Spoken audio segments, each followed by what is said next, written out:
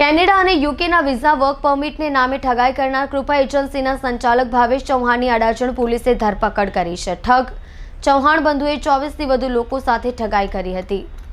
Adajan LP Savani road પરની કૃપા overseas એજન્સીના ચૌહાણ બંધુએ 9 લોકો પાસેથી વિદેશમાં નોકરી અપાવવા તેમજ વર્ક વિઝાના બહાને કુલ 20.66 લાખ પડાવ્યા હતા. અડાજણ પોલીસે ગુનો નોંધી તપાસ હાથ ધરી એકની ધરપકડ કરી છે.